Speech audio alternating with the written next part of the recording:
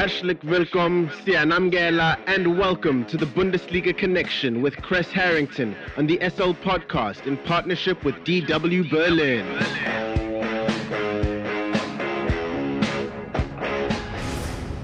It's time for the latest from Germany's domestic football league, the Bundesliga and more. For that, we are joined by Chris Harrington from our partner station, Deutsche Welle in Berlin, Germany. Chris, the Frankfurt Eagles' success in Europe gets them an invite to the UEFA Champions League next season. Yeah, Frankfurt are now two-time European champions. They won what they call the UEFA Cup way back in 1980. But Frankfurt, they required exceptional European play to punch their ticket to the European pitch. They finished 11th in the standings, 12 draws, 12 losses.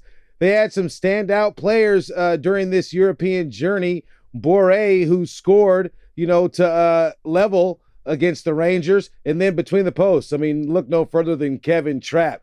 With the Eagles on their way to that silverware, were unbeaten. They get rid of Barcelona and West Ham. And, as I mentioned, 1-1 says it all. That comes down to the individual skill set, typically of the goalkeeper. Maybe he has to pick right, guess right, and choose right. But obviously, the one on the other side of the ball has to execute as well. But Frankfurt, made it happen. Kevin Trapp has been outstanding, 36 saves across Frankfurt's European League campaign, only one trailing the goalkeeper for the Rangers. And in doing so, Kevin Trapp deserved, to get called up by Hansi Flick's Germany as well. He is the seasoned vet for the Frankfurt Eagles, and then Raphael Boré. Boré, it was on the Europa League team of the season. Obviously he was productive when it counted most for Frankfurt. And they even, got some production from a loanee, Knopf, loaned out from Dortmund. He's a youngster that really played himself onto the radar, only 20 years old, and then he has another season at Frankfurt. And what he was the young player of the season by UEFA. So all in all, the Frankfurt Eagles, deserved, what they got, despite the way they were beat up during the season. When it counted most, they delivered. And Nkunku and RB Leipzig, another side that will be in Europe next season, won their first ever trophy in the German Cup. Many fans look at RB Leipzig as a plastic club. Is this a good or bad thing? Well, in my opinion, anytime you're successful, it's a good thing. People look at it bad because Freiburg missed out on their first ever Champions League berth. So that obviously some of the traditional fans, feel a certain way, but when you look at RB Leipzig, you look at their history, they've had decapitated bulls thrown onto the pitch, criticizing RB Leipzig, their ascension to the top flight in record time.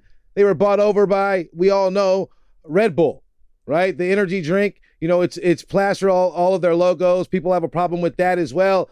But at the end of the day, they still have to field players like every other team, and they haven't been immune to drama. They lost their coach, Nagelsmann. He was a huge part of their success. He laid the foundation. Nagelsmann took key pieces with him to Bayern Munich. Jesse Marsch didn't work out.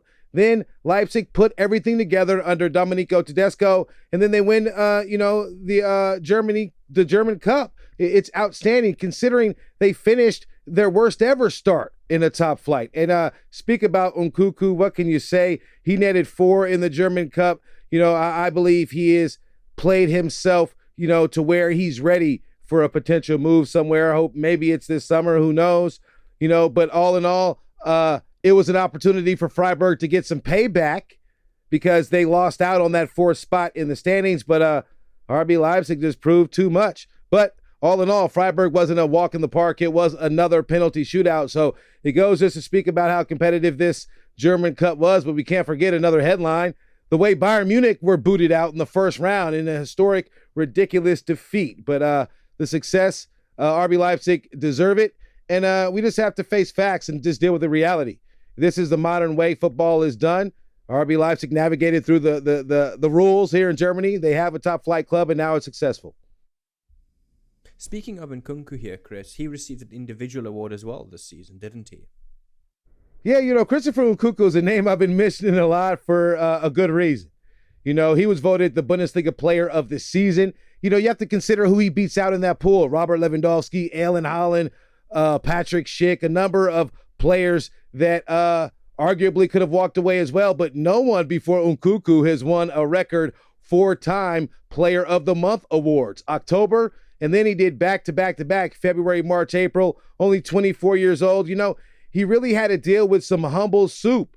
You know, he was at PSG. Many didn't think that he played up to, you know, his ability. He's always been considered talented. Now, only 24 years old, he's put up 20 goals and 13 assists in the Bundesliga. He was the first player in the Bundesliga to put up double digits in those categories. You know, he believes he's become a full player. He's developed his game at RB Leipzig, and he deserves the accolades. You know, it's good to see how the Bundesliga sometimes serve as this, you know, second chance opportunity for young talents. And Christopher Nkunku is a prime example of that, of how, you know, you could turn things around if you're being put in the right situation. And clearly he was. And just like always, Chris, what else has hit your radar? Yeah, just a few things. Manuel Neuer, it got his contract extended at Bayern Munich until 2024.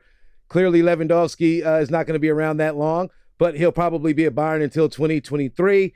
And we have the Super Cup. It's going to be Nagelsmann in Bayern Munich against his former club, RB Leipzig. That should be interesting. That's kicking off July 30th.